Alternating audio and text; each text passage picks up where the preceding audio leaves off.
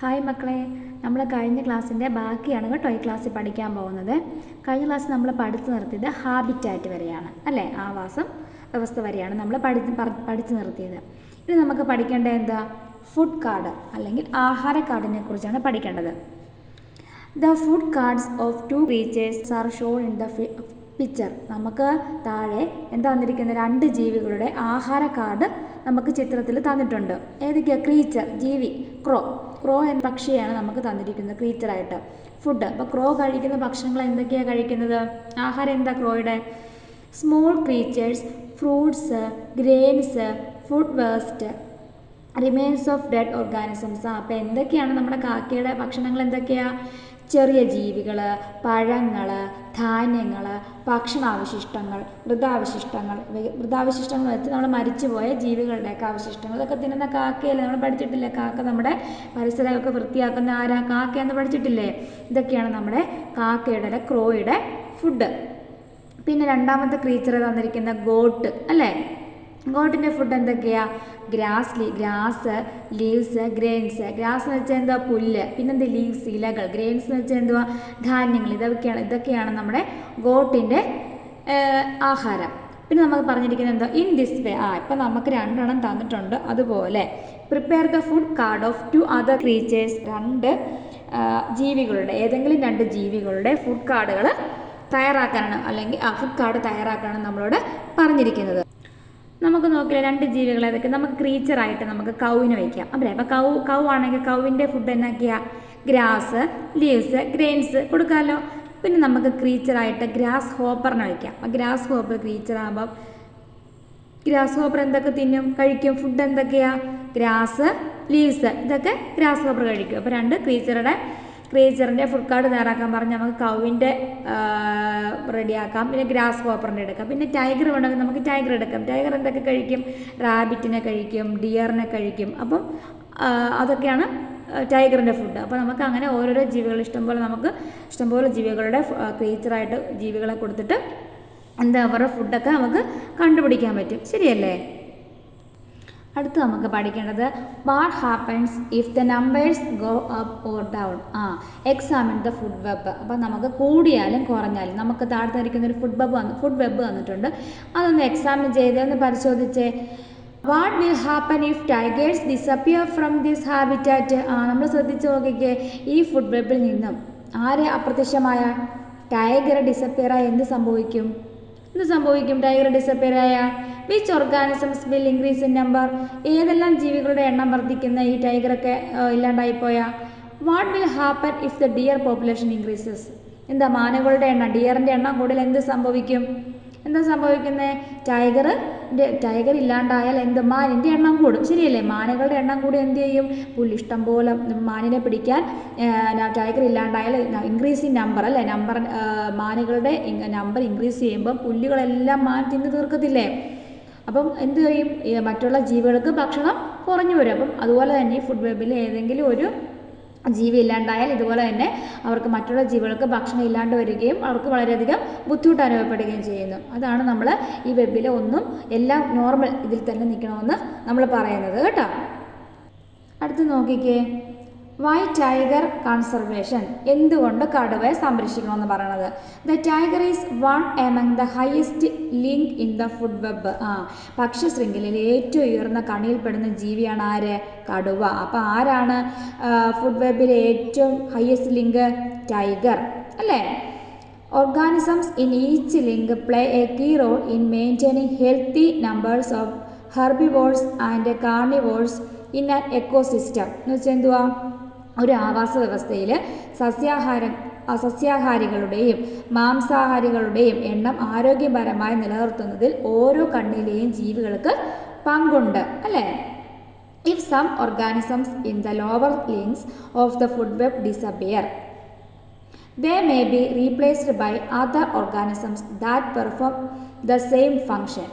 എന്ന് വെച്ചാൽ എന്തുവാ?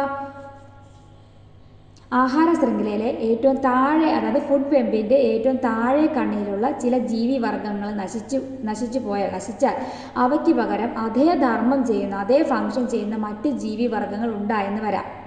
ശരിയല്ലേ? അതായത് if there are no other creatures like the tiger there are no one to perform its functions. അതായത് ഇപ്പം നമുക്ക് പറയാം, കടുവയെ പോലുള്ള ജീവികളൊക്കെ ഇല്ലാതായാൽ അവരൊന്നും ഇല്ലാതായി പോയെന്ന് വെച്ചോ, പകരം ആ ധർമ്മം അവരുടെ ഫംഗ്ഷൻ നിർവഹിക്കാൻ മറ്റ് ജീവികൾ അധികമില്ല. Therefore conservation of high ranking organisms like the tiger is priority. അപ്പോൾ അതുകൊണ്ട് എന്താ ചെയ്യേണ്ടത്? അതിനാൽ കടുവയെ പോലെ ഉയർന്ന കണ്ണിയായ ജീവികളുടെ സംരക്ഷണം പ്രാധാന്യം അർഹിക്കുന്നു അല്ലേ. ഇപ്പോൾ ഫുഡ് വെബ് ശരിയായ രീതിയിൽ നടന്നു പോകണമെങ്കിൽ കടുവേനെയൊക്കെ നമ്മൾ യഥാർത്ഥ രീതിയിൽ നല്ല ഇതായിട്ട് നമുക്ക് സംരക്ഷിക്കണം. അവരുടെ സംരക്ഷണം നമുക്ക് പ്രാധാന്യമാണ്, അല്ല പ്രധാനമാണ്. By conserving tigers, a larger habitat is being conserved. കടുവയെ സംരക്ഷിക്കുന്നത് വഴി എന്താണ് സംഭവിക്കുന്നത്? വലിയൊരു ആവാസ വ്യവസ്ഥ മുഴുവനായി സംരക്ഷിക്കപ്പെടുന്നു. അതാണ് നമുക്ക് ടൈഗർ റിസർവ് കേന്ദ്രങ്ങളൊക്കെ ഉള്ള കടുവേനെയൊക്കെ സംരക്ഷിക്കുന്ന കേന്ദ്രങ്ങളൊക്കെ ഉള്ളത്. അപ്പോൾ കടുവേനെ സംരക്ഷിക്കുന്ന വഴി എന്താണ് സംഭവിക്കുന്നത്? വലിയൊരു ആവാസ വ്യവസ്ഥ മുഴുവനായിട്ട് സംരക്ഷിക്കപ്പെടുകയാണ് അവിടെ ചെയ്യുന്നത്. മനസ്സിലായോ മക്കളെ?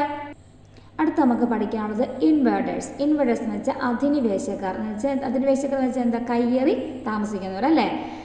The African cat fish is a fish found in the American continent. They grow and multiply very quickly. African ഭൂഖണ്ഡത്തിൽ കാണപ്പെടുന്ന ഒരു മത്സ്യമാണ് ഏത്? ആഫ്രിക്കൻ മുഷി. ഇവ വളരെ പെട്ടെന്ന് വളർന്ന് പെരുകുന്നു, നിറച്ച് എണ്ണത്തിൽ വർദ്ധിക്കുന്നു, ഇൻക്രീസ് ചെയ്യുന്നു എണ്ണത്തിൽ. They are found as an invasive fish in some water bodies of Kerala. ഇവ കേരളത്തിലെ ചില ജലാശയങ്ങളിലെ അധിനിവേശ മത്സ്യമായി ഇവയെ കാണപ്പെടുന്നു. അതായത് ഇവ നമ്മുടെ കേരളത്തിലെ ചില ജലാശയങ്ങളിലേക്ക് ഇവയെ കാണപ്പെടുന്നുണ്ടെന്നാണ് പറയുന്നത്. ഇത് African cat fish feeds on native fish in the water bodies. അപ്പോൾ ഇവിടെ ആഹാരം എന്താ?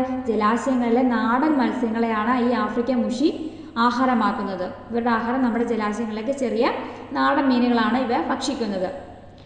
ഇത് organisms that feed on the African cat fish are not found in our water bodies. The organisms that feed on the American cat fish are not found in our water bodies. അതായത് ഇവയെ ആഹാരമാക്കുന്ന ജീവികൾ നമ്മുടെ ജലാശയങ്ങളിൽ കാണപ്പെടുന്നില്ല. ജലാശയങ്ങളിൽ നാടൻ മത്സ്യങ്ങളെ African മുഷി ആഹാരമാക്കുന്നു. പക്ഷേ ഈ African മുഷി ആഹാരമാക്കുന്ന ജീവികൾ നമ്മുടെ ജലാശയങ്ങളിലൊന്നും കാണപ്പെടുന്നില്ല, അല്ലെ കാണുന്നില്ല എന്നാണ് പറയുന്നത്. What will happen to the habitat if an African catfish reaches into a local pond? നമ്മുടെ നാട്ടിലെ കുളത്തിലേക്ക് അല്ലെങ്കിൽ നമ്മുടെ നാട്ടിലെ ജലാശയങ്ങളിലേക്ക് ആഫ്രിക്കൻ മുഷി എത്തിയാൽ ആ വസ്തുവിന് എന്ത് സംഭവിക്കും എന്നാണ് പറയുന്നത്. Find out if your locality has any of these invasive organisms. എന്ന് വെച്ചാൽ എന്തുവാ?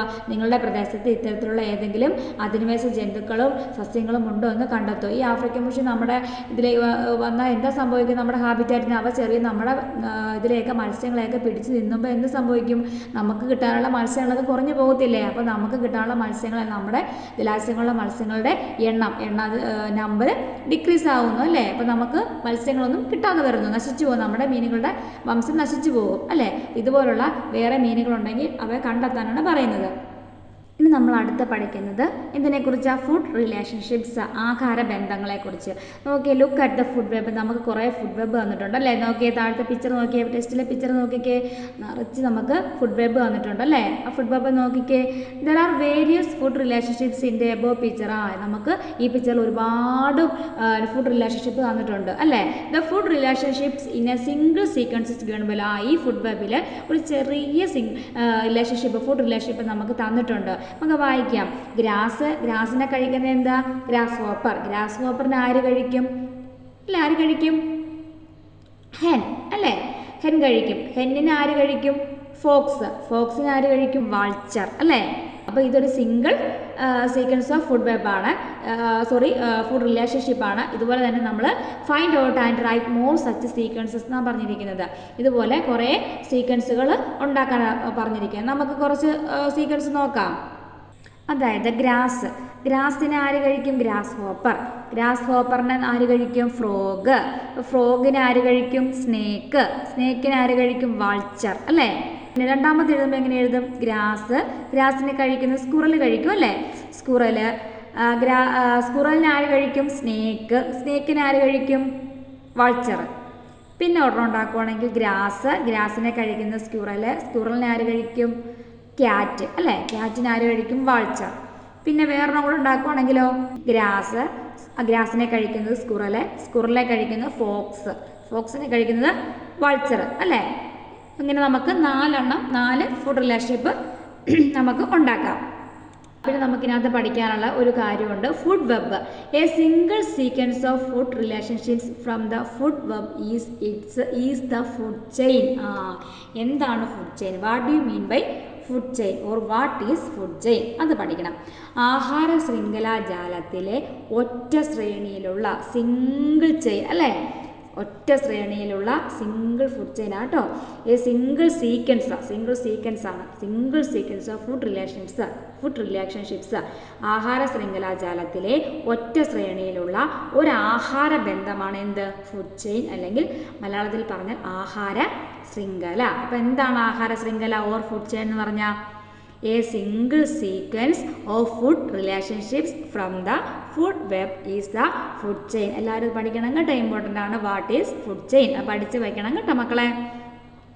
ഇനി നോക്കിക്കേ, ഇതിനകത്ത് പറഞ്ഞിരിക്കുന്ന ഫസ്റ്റ് ലിങ്ക്, നമ്മൾ എഴുതിയതിൽ ഫസ്റ്റ് ലിങ്ക് ഏതാ? ഗ്രാസാ അല്ലേ. ലാസ്റ്റ് ലിങ്ക് ഏതാ? വൾച്ചറാണ്. നമ്മൾ ധരിക്കുന്നതിൽ ഫസ്റ്റും ഫസ്റ്റ് ലിങ്ക് ഗ്രാസും, എല്ലാത്തിനും ആദ്യം നമ്മൾ എഴുതിയിരിക്കുന്ന ഗ്രാസാണ് പ്രൊഡ്യൂസേഴ്സായിട്ട്. ലാസ്റ്റ് ലിങ്ക് നമ്മൾ എഴുതിയിരിക്കുന്ന വൾച്ചറാണ് അല്ലേ. പിന്നെ from which organisms do all the food chains begin? നമ്മൾ ശ്രദ്ധിച്ചില്ലേ, എല്ലാ ശൃംഖലകളും ആരംഭിക്കുന്ന ഏത് ജീവി വിഭാഗത്തിൽ നിന്നാണ്? Don't they also need food for their existence?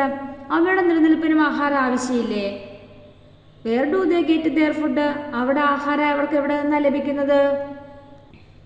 നമുക്കറിയാം, സസ്യങ്ങളല്ലേ നമുക്ക് ആദ്യം നമ്മൾ എവിടെ തുടങ്ങുന്നത്? ഇതിൽ നിന്ന് തുടങ്ങുന്ന സസ്യങ്ങൾ ഗ്രാസിൽ നിന്നാണ് നമ്മൾ തുടങ്ങുന്നത്. അവയെ ഫുഡ് എടുക്കുന്നില്ല, അവർ ഫുഡ് കഴിക്കുന്നുണ്ടോ? അല്ലേ, അവർ മണ്ണിൽ നിന്നും ഭക്ഷണം സ്വീകരിക്കുന്നു. അവരുടെ നിലവിൽ അവർക്ക് ഫുഡ് ആവശ്യമാണ്. ഓക്കെ, അടുത്തന്നെ നമ്മൾ പഠിക്കേണ്ട ഫുഡ് പ്രൊഡക്ഷൻ ഇൻ പ്ലാന്റ്സ്, അതായത് ആഹാര നിർമ്മാണം സസ്യങ്ങളിലുള്ള ആഹാര നിർമ്മാണത്തെക്കുറിച്ചാണ് അടുത്ത് നമുക്ക് പഠിക്കാനുള്ളത്. ഒബ്സർവ് ദ ഇല്ലസ്ട്രേഷൻ, നമുക്ക് ചിത്രീകരണം, നമുക്കൊരു ചിത്രം തന്നിട്ടുണ്ട്. ആ ചിത്രം നമ്മൾ നോക്കാനാണ് പറഞ്ഞിരിക്കുന്നത്. Which are the main components that plants need to make their food? സസ്യങ്ങൾക്ക് ആഹാര നിർമ്മാണത്തിന് ആവശ്യമായ പ്രധാന ഘടകങ്ങൾ ഏതെല്ലാം? നമുക്കറിയാമല്ലോ, അതൊക്കെ ചെറിയ ക്ലാസ്സിൽ പഠിച്ചാലേ. സസ്യങ്ങൾക്ക് എന്തൊക്കെ വേണം ആഹാരം നിർമ്മിക്കാൻ? എന്തൊക്കെ വേണം? കാർബൺ ഡൈ ഓക്സൈഡ് വേണം അല്ലേ. പിന്നെന്ത് വേണം? ആഹാരം നിർമ്മിക്കാൻ വെള്ളം വേണം അല്ലേ, വാട്ടർ വേണം, പിന്നെന്ത് വേണം? സൺലൈറ്റ് വേണം അല്ലേ, സൂര്യപ്രകാശം വേണം. ഇവയെല്ലാം ഉണ്ടെങ്കിൽ മാത്രമല്ലേ സസ്യങ്ങൾക്ക് ആഹാരം നിർമ്മിക്കാൻ പറ്റുള്ളൂ. അതെ. Plants make food using carbon dioxide and water. Carbon ഡൈ ഓക്സൈഡും വെള്ളവും ഉപയോഗിച്ചാണ് എന്ത് ഉണ്ടാക്കുന്നത്? സസ്യങ്ങൾ ആഹാരം നിർമ്മിക്കുന്നത്. For these the use the energy from sunlight. ഇതിനു വേണ്ടി അവർ എന്താ ഉപയോഗിക്കുന്നത്? സൂര്യനിൽ നിന്നുള്ള ഊർജ്ജമാണ് ഇതിനവർ ഉപയോഗപ്പെടുത്തുന്നത് അല്ലേ. So this activity is called photosynthesis. അതിനാൽ ഈ പ്രവർത്തനത്തെ എന്താണ് പറയുന്നത്? ഫോട്ടോസിന്തസിസ് അല്ലെങ്കിൽ പ്രകാശ സംശ്ലേഷണം. അപ്പോൾ നമ്മളോട് ചോദിക്കും, വാട്ട് ഈസ് ഫോട്ടോസിന്തസിസ്? എന്താണ് photosynthesis? Plants make food using carbon dioxide and water. For this they use water for the help of in the sunlight. This activity is called in the photosynthesis.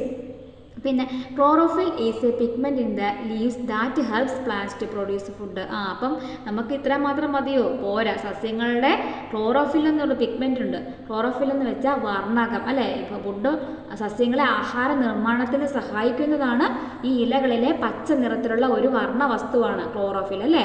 Chlorophyll എന്ന് വെച്ചാൽ എന്തുവാ? നമ്മുടെ ഇലകളിൽ കാണപ്പെടുന്ന ഒരു പച്ച നിറത്തിലുള്ള വർണ്ണകത്തെ പറയുന്ന പേരാണ് ക്ലോറോഫിൽ, അല്ലെങ്കിൽ മലയാളത്തിൽ പറയുവാണെങ്കിൽ ഹരിതകം. അപ്പോൾ എന്താണ് chlorophyll?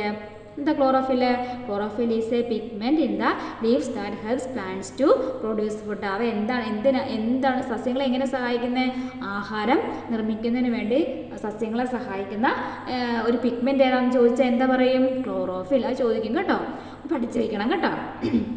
Oxygen is also produced as A result of this activity. അപ്പം നമ്മൾ പറഞ്ഞു, ഫോട്ടോസിന്തസിസ് നടത്തണമെങ്കിൽ സൂര്യപ്രകാശം വേണം, ജലം വേണം, കാർബൺ ഡൈ ഓക്സൈഡ് വേണം. ഇവയെല്ലാം ഉപയോഗിച്ച് ഇവ ആഹാരം നിർമ്മിച്ച് കഴിയുമ്പം ആരുടെ സഹായത്തോടെ? ക്ലോറോഫിലിൻ്റെ സഹായത്തോടെ ഇവ ആഹാരം നിർമ്മിച്ച് കഴിയുമ്പോൾ ഈ പ്രവർത്തനത്തിൻ്റെ ഭാഗമായി എന്തുണ്ടാവും? ഓക്സിജൻ ഉണ്ടാകുന്നു. ആ ഓക്സിജനെ അവർ സസ്യങ്ങൾ എന്ത് ചെയ്യുന്നു? പുറത്തേക്ക് ലീവ് ചെയ്യുന്നു, പുറത്തേക്ക് വിടുന്നു. ഈ ഓക്സിജനാണ് നമ്മൾ നമ്മൾ ശ്വസിക്കാൻ ഓക്സിജനല്ല അകത്തേക്ക് എടുക്കുന്നത്, നമ്മൾ പുറത്ത് വിടുന്നത് എന്തുവാ? Carbon dioxide. അതുപോലെ സസ്യങ്ങളാണെങ്കിൽ കാർബൺ ഡയോക്സൈഡ് സ്വീകരിച്ച് ഭക്ഷണം ഉണ്ടാക്കിയിട്ട് എന്തിനെ പുറത്ത് വിടുന്നു? ഓക്സിജനെ പുറത്ത് വിടുന്നു അല്ലേ? അപ്പോൾ ഒരുപാട് മരങ്ങളൊക്കെ വെച്ച് പിടിപ്പിക്കുന്നു പറഞ്ഞാൽ എന്തുകൊണ്ടാണ്? നമുക്ക് നല്ല ഫ്രഷ് എയർ, നല്ല ഓക്സിജൻ കിട്ടുന്നതിന് വേണ്ടിയാണ് നമ്മുടെ വീടിന് ചുറ്റും ഒരുപാട് മരങ്ങളൊക്കെ വെച്ച് പിടിപ്പിക്കാൻ പറയത്തില്ലേ? ഇത് ചെയ്യണം കേട്ടോ മക്കളെ നിങ്ങൾ. ഇനി നമുക്ക് പഠിക്കാനുള്ള സോഴ്സ് ഓഫ് എനർജി. എന്താ സോഴ്സ് ഓഫ് എനർജി? ഊർജ്ജം ലഭിക്കാൻ നമ്മൾ എന്താ ചെയ്യേണ്ടതെന്ന്. U have seen that sunlight is necessary for food production in plants അല്ലേ? നമ്മൾ കണ്ടു ഫുഡ് പ്രൊഡക്ഷന് അല്ലേ? സസ്യങ്ങളിൽ ആഹാര നിർമ്മാണം നടക്കാൻ എന്താണ് ആവശ്യം? സൂര്യപ്രകാശം ആവശ്യമാണെന്ന് നമ്മൾ കണ്ടല്ലോ, ശരിയല്ലേ? Through which part do plants mainly receive sunlight? ഏത് സസ്യങ്ങൾക്ക് സൂര്യപ്രകാശം ലഭിക്കുന്നത് പ്രധാനമായി ഏത് ഭാഗം വഴിയാണ്? ഏത് ഭാഗം വഴിയാണ്? ലീവ്സ് വഴി അല്ലേ? ഇലകൾ വഴിയല്ല, സസ്യങ്ങളുടെ ഇലകൾ വഴിയാണ് സസ്യങ്ങൾക്ക് സൂര്യപ്രകാശം ലഭിക്കുന്നത്. അത് നമ്മൾ കണ്ടു. Observe this picture. ഈ പിക്ചർ നിരീക്ഷിക്കാൻ. The leaves of the plants R arranged in such a way that they receive maximum sunlight.